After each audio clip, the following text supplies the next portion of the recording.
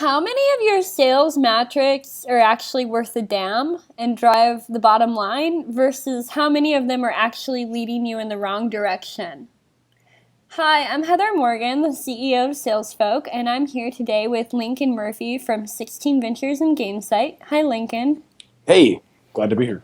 So today we're going to be talking to you a little bit about what sales metrics are important, and we'll also be later on, if you stick around, mentioning a centuries-old trick that Lincoln knows that can actually blow your cold emails and other sales efforts out of the water. So one of the main reasons we're having this webinars is because regularly, both Lincoln and I have seen that there's so many bad cold emails out there, and people are sending a lot of mass messages, which are essentially spam today, right, Lincoln? Oh, absolutely. Yeah, it's horrible. So the issue is, though, in the day we live in, if you send these thoughtless, crappy, spammy messages, you run a risk of having them torn to shreds and potentially even publicly critiqued. I actually, as you know, I've been critiquing some people with a little bit of controversy, but the reality is whether or not I'm publicly critiquing them or someone else is, these emails are getting forwarded around to the whole company. People are laughing about them and making fun of them. Have you seen anything like that at Gainsight, Lincoln, or your other clients? Oh, absolutely. Anybody that does sales outreach, they send emails themselves. I mean, they're always looking for inspiration or help, but they're also looking at what are the emails that they get that they like or don't like. And absolutely, I mean, threads go on and on about man, this email was terrible, or these guys are clueless. And you might think, well, okay, so what? They're tearing apart my email, but no. What they're doing is, I mean, yeah, they're tearing apart your email, but you're involved in that, right? Oh, yeah. You just left a really bad impression on that company, and not just the people that got the email, but now everybody that it's been passed around to. And rest assured, that's all of sales, that's all of the BDA or SDR group, that's doing the outreach, that's marketing, that's the executives. I mean, this is important stuff to companies, and so they tear it apart, and it gets vicious. So yeah, no, absolutely. And I think it even goes a lot further than just the company level. At the end of the day, it's your name attached to this email. So if you send a really stupid email, God, the CEO of that company might remember your name. And if you apply for a job, years down the road or 6 months or whatever, they're going to remember you as the thoughtless jackass.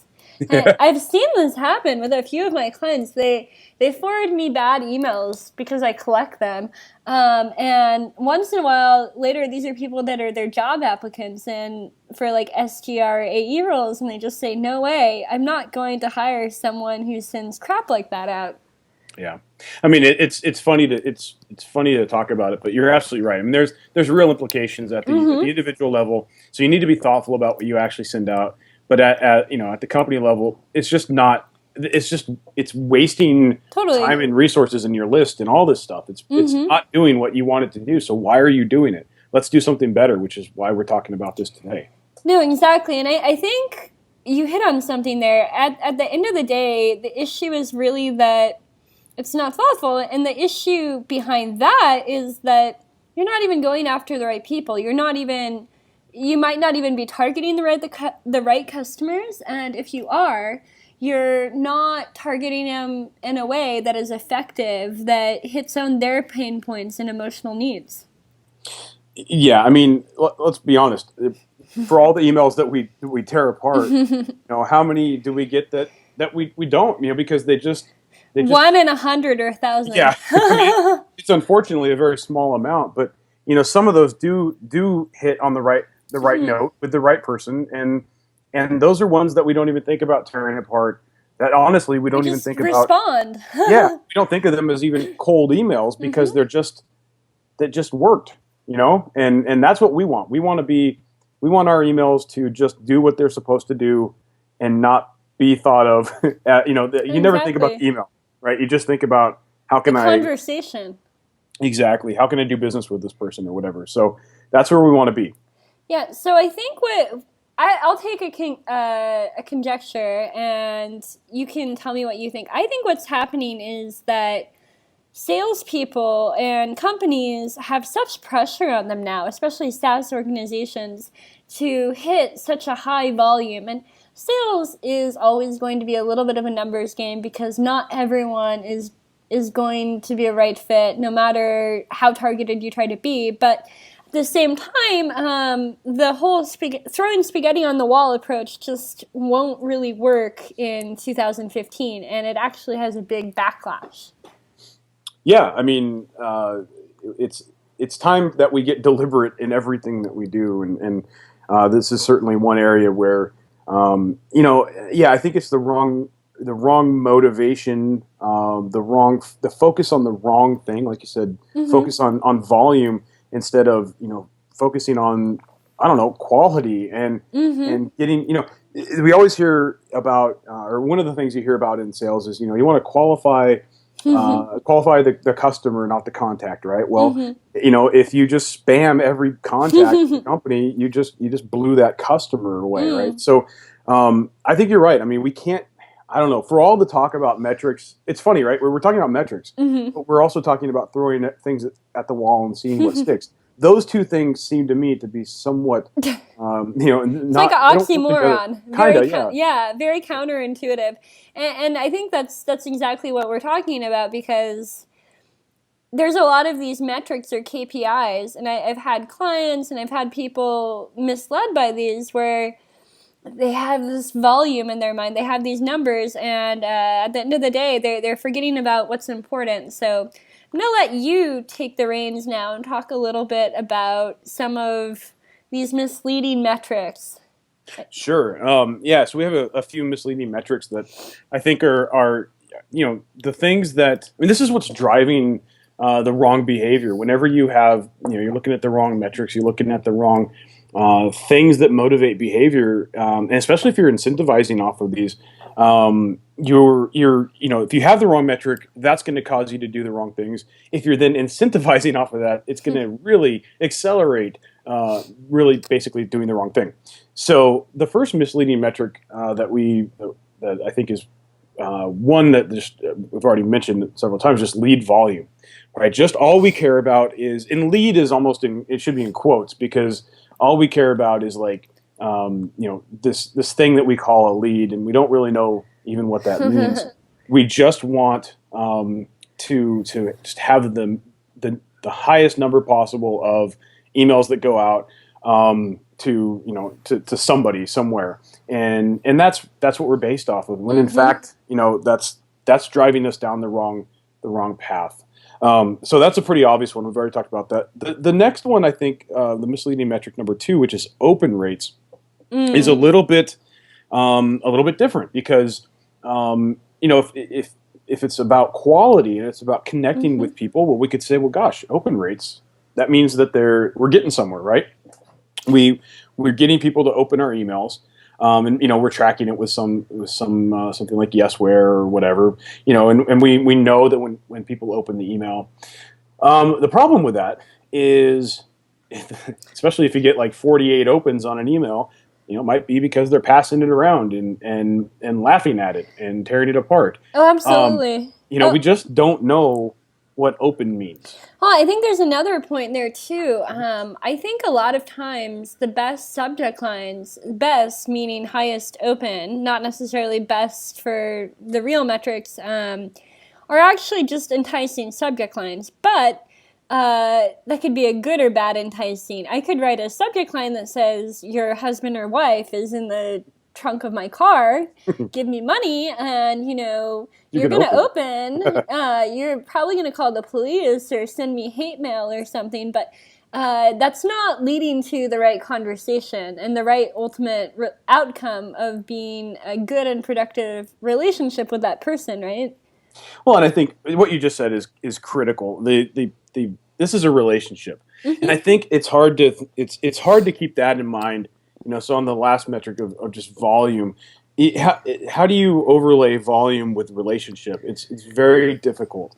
And when we're pushing for just more volume, the relationship part of it, which is the piece that's absolutely critical to all of this, goes out the window, right? So we will do things. So if going back to your the subject line, which is the thing that gets people to open emails, if you are incentivized on open rates, then to a certain extent you may be incentivized to create a subject line like you said. It's almost like clickbait. I mean, it's not it's not a link for actual clickbait, but it's gotta get my open metrics up, and then actually I would rather have a subject line that just entices really qualified people rather than everyone.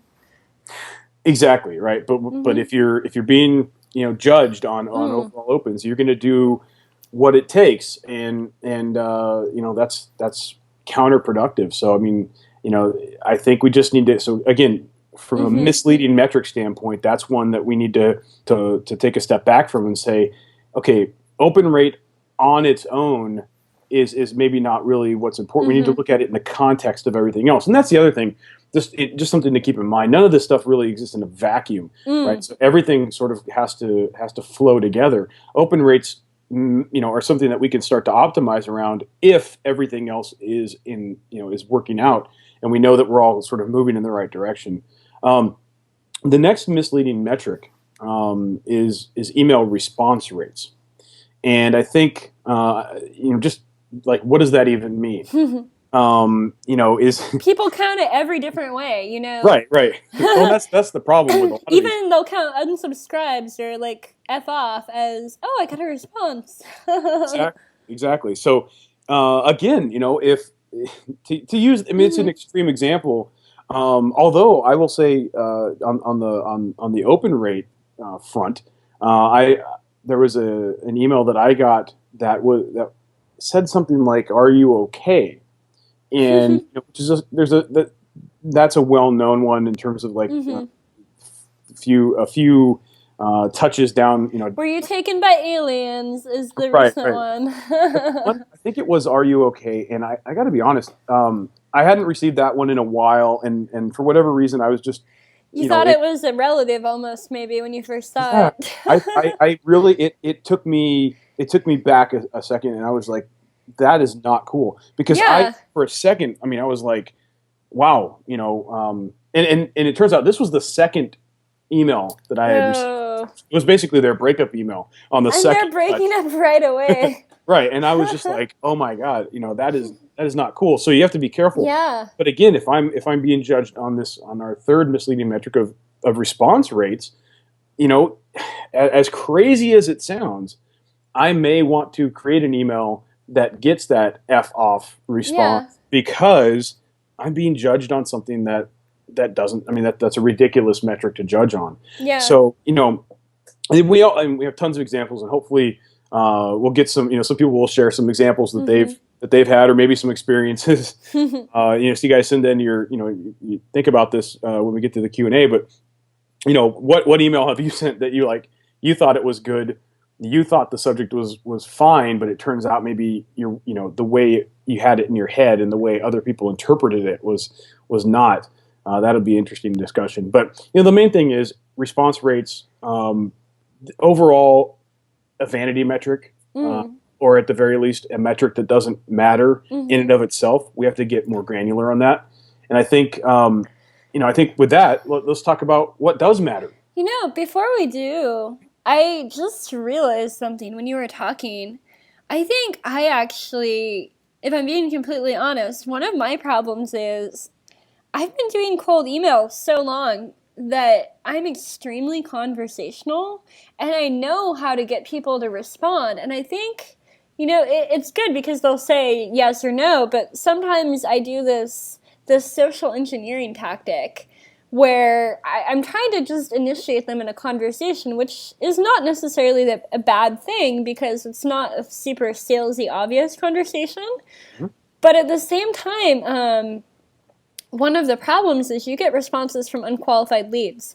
And so if you have a really targeted list, that's okay because, you've presumably most of those leads are going to be the right fit. Sure. But sometimes clients give me really shitty lists.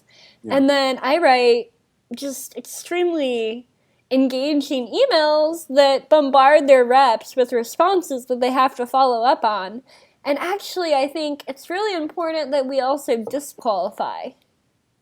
Oh, absolutely. Yeah. I mean, I think, but like you said, that it's interesting. You can actually craft an email that gets a response, not in a bad way, right? And that's what we're going to talk about as well.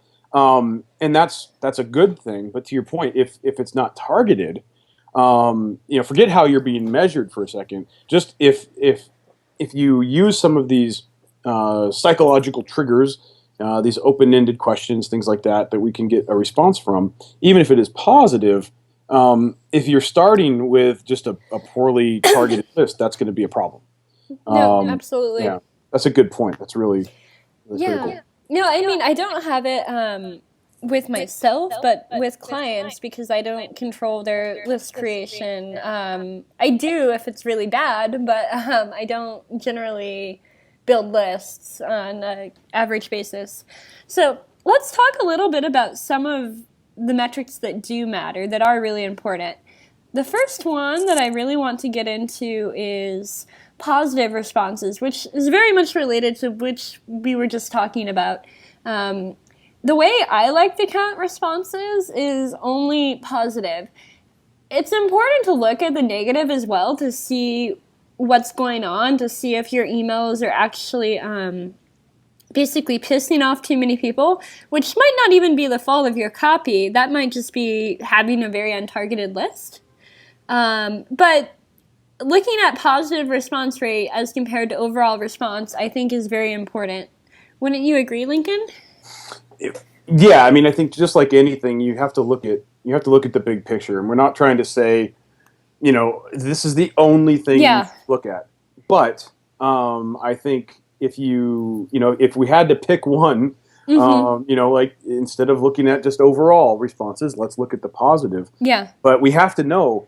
It's just like when I always talk to companies about when their customers churn out, and they say, well, should we only focus on customers churning out or revenue? And I said we should focus on revenue. But also if your customers are leaving, that's a problem too, right? Yeah. So you can't just look at one without the other. Again, none of this stuff exists in a vacuum. If you're getting positive responses and those are going up over time, that's great. But if overall your responses aren't going up or even going down or whatever, there's other things you need to look at, I think, to get that big picture view. I think you're absolutely right. And I think I would add one more thing. When I'm assessing email campaigns to optimize them, I look both at which email templates were getting the most positive responses, as well as who was responding most positively. Because oftentimes, say you do a mail merge of a couple hundred or a couple thousand or whatever number you're doing, you'll start to notice certain commonalities in who is responding positively to certain messages. And I think that is equally as important when it comes to understanding what will work and understanding your audience as understanding what the message is. Because a lot of times you actually just need to hone in more and find more clients like that. Yeah, that's absolutely true.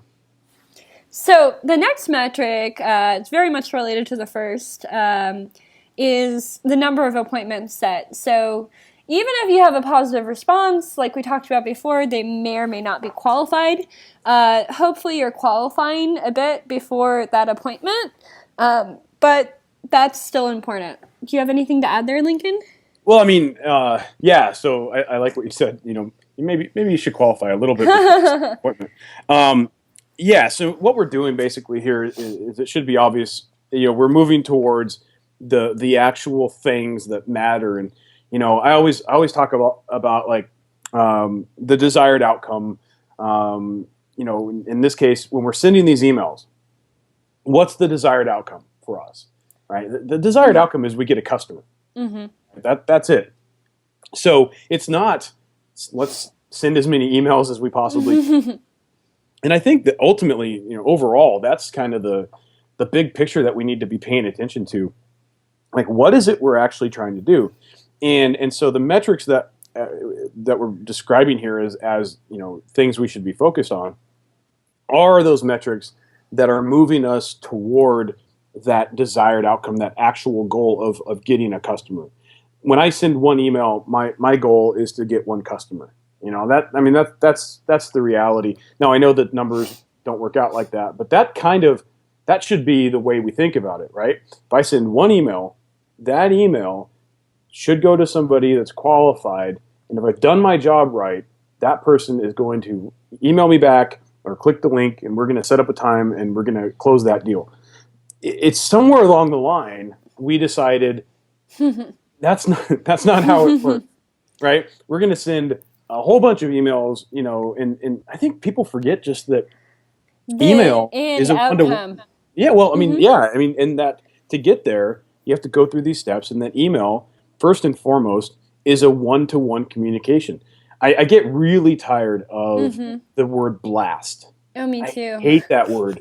I hate it. I mean, whether it's marketing emails or cold outreach, if you're blasting people right there, that's probably that's a problem. But I think when we kind of step away from this idea that an email is a one-to-one communication, it makes it easier to go to those other metrics, right? If we get back to this idea that email is one-to-one, even if I send a whole bunch of them at once, I'm still communicating one-to-one with a human being. Then all of a sudden, this idea of how this leads towards our goal starts to make a little bit more sense. And now you go back to this metric of appointment set. That was my phone. Sorry about that. No worries. That's what happens when we're live. Right? Yeah. When basically when you say, look, I'm going to send this email to this person, and I'm going to get a response, and we're going to set an appointment, and then that appointment is going to turn into a deal. If you're thinking about that, it just helps you keep your eye on the ball. So appointment set is an incredibly important metric to pay attention to. It doesn't have any, it's not something that you can measure in your email sending program, right? I mean, that says at least today, right? I mean, some of these, you can close the loop somehow in SalesFolk or something. Exactly. But really what it comes down to is just looking at the right metrics. I mean, in this whole thing, right? And so appointment set is incredibly important. No, I agree absolutely. And I think there's an important mindset there that you mentioned with the word blast. And I think the analogy that I'd like to use is that that mindset is sort of like a child with a bazooka gun versus what you should be, in my opinion, is a diplomat. It's really much more about, I would say sniper, but I don't like the context of that. Yeah, exactly. It's much more about being very tactful and delicate. And I think especially with software, you're talking about deals that are worth anywhere from $5,000 to $500,000 or more. And blasting mindlessly, you're not going to get anyone with half of a brain to respond to some of these stupid emails. I don't know how some of these people get any responses whatsoever when I see some of the copy. It just blows my mind. Like, my grandma wouldn't even be fooled by this. Exactly, right. I mean, seriously, like you said, these are deals that, especially on the B2B enterprise side of things, that are worth a lot of money. Mm-hmm. Take 5 minutes, take 2 minutes, take 1 minute, and just have, look at their LinkedIn profile, look at their business, their website or something about their business, go back and look at your emails and say, as a sanity check, do these jibe with each other? Am I just completely off base here? I mean, I don't know how else to say it. Put some thought into things. No, totally. And even, the middle approach, even if you don't have time to look at every profile, if you're going after a new buyer persona, look at 5 or 10 of those profiles and try to find something that they all have in common that would be suitable to talk about with the whole list. Totally. Segmentation is huge. Exactly. Right? You can send the same email. You can exactly. Just getting clear on, like, what are the characteristics of this particular set of, or this cohort or this segment of customer or prospects that we're going to reach out to, and just being clear that what you're saying makes sense for them, and knowing that what you're saying for them may not make sense to this other cohort, and just that's it. Again, so that might take longer than 5 minutes, but I guarantee you, if all you do is that, your results will improve. Oh, totally. I was just telling a bunch of young sales guys and girls at a workshop I was teaching. They were saying they don't have time. And he said, okay, you don't have time? Spend 1 hour of your lunch or your weekend with your colleagues and understand the buyer persona, talk about it together, write ideas, and then that will be able to be used for a month or longer, and you'll get double the response rates and double the desired outcome. Exactly. I mean, I think the whole "I don't have time" that goes back to being measured Volume. on the wrong metric. Yeah. Take a step back, reduce the volume, improve the results because you take a little bit extra time to segment your list and all that. I mean, come on. No, I think you're absolutely right, and we've been dancing around it for like the last 3 minutes, but our last metric is close rate, and I think this is important for two reasons. One is because it relates to the whole funnel and the desired outcome that we were talking about and working backwards. But it's also important because it also shows how you're handling or how your sales team is handling interactions beyond the first response. And so something I've actually recently seen this week with some prospects and clients were how the AE, or in some cases the SDR, were handling the interactions beyond the response. And a lot of times people have the temptation to just hook them on a demo or like shove a sale down their throat. And they were losing, in one case, the client was losing qualified leads and appointments I was sending them because their salesperson was too eager. And so I think it's important to take that same thoughtfulness all the way through. And like I say, don't take your pants off on the first date. Yeah, that doesn't usually end well for anybody. No. And if it does, you probably should question who you're with. No, absolutely. Oh my God, that's right. Because, I mean, and that's true. And so, it may not be a long-term relationship, right? Yeah, exactly. You may end up, there's a lot. We could probably take that analogy really far, but I love that because one of the things that I talk a lot about is making sure that you're going after the right customer in the first place. And so sometimes when you're going after customers that close really quick, you have to wonder why. Exactly right. They're not necessarily the customers that stick around very long, or they're so desperate that they'll do anything and they're going to be a nightmare. Oh, absolutely. or your AEs, we have to be intellectually honest with ourselves here. Maybe overselling, or just straight up lying to get to close the deals, because again your incentives are in the wrong place. So we have to, so you need to look at all of this stuff. And close rate though. So I mean, what I was kind of alluding to there is close rate, plus a stick point in the future where we know that our customers, if they stay retention. But that's I think a good one. Bottom line is for sales, it's all about close rate. And if the things we're doing in the outreach are not affecting close rate, then it doesn't matter what we're doing in the outreach. Something needs to work because we're not hitting on that desired outcome, which is a new customer. Yeah, and part of that, might be beyond everything that you can control. It might be that your product doesn't have a good fit, and it's more of a vitamin than a painkiller, which is a bigger issue. But at the end of the day, if you're doing, like you said, if you're doing everything right, this should be taken care of. Yeah, and I have to say something on the vitamin versus painkiller. I was talking to some guys the other day. They had a product that was relatively new, and they were like, "Look, and they had just come from talking to somebody else who kind of threw out the idea that, look, it's not a painkiller, it's just a vitamin, or it's not a must have, it's a want to have." And I said, "Cool. So find the people for whom it's still a want to have, but it's a really want to have. Exactly, right? The vitamin junkies. Totally. I don't need a Ferrari, but I want one, right? So go for those people that really want it, who can afford it, who are willing to take action and make it theirs and all of that, and get specific on them. If you send emails to everybody, that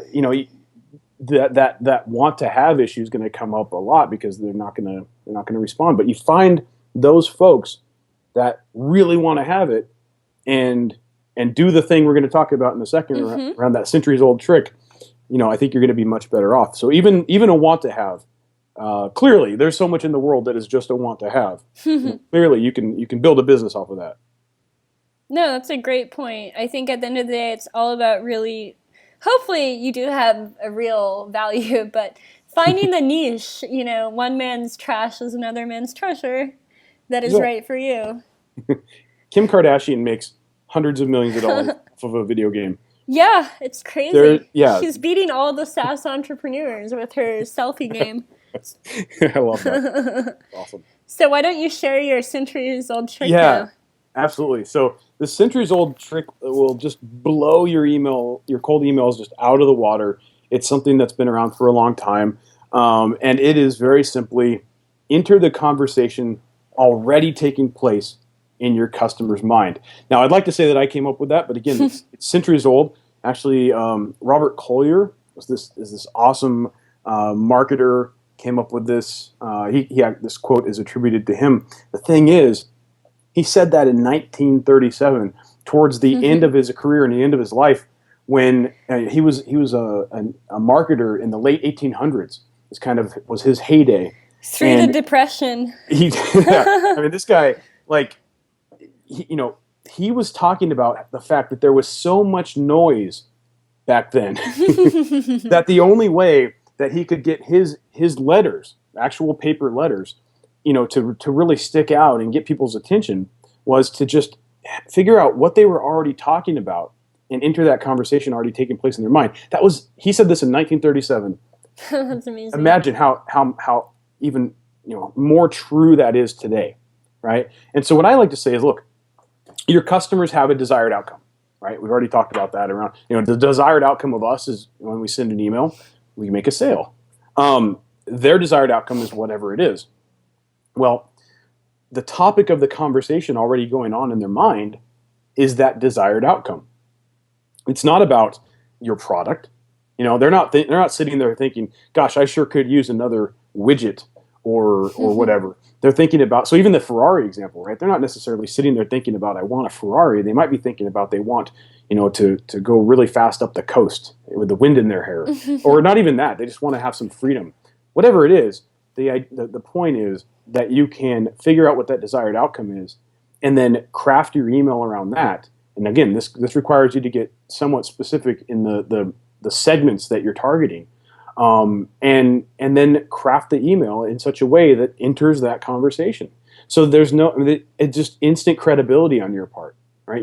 It's like you read their mind. And it's because you actually put some thought into it. And so, it's not easy. It's simple. It's a simple idea. It's not easy. And it's not, and then the fact that it's not easy is shown every day by all the crappy emails we get. But the emails that we get that we just respond to, that we don't even think of as cold emails. And every day we get emails from people that we don't know. The ones that just work are the ones that the people either knowingly or unknowingly, they just entered the conversation that was already going on in their minds. It's a powerful concept. And I always like to introduce it the way I did, because if I told you this guy from the 1800s said this, everybody would tune out. But, it's a pretty powerful concept. That's what I mean. It's centuries old. It's so simple. Again, not easy, but something to think about as you go forth and send emails. Try to enter that conversation that's already taking place.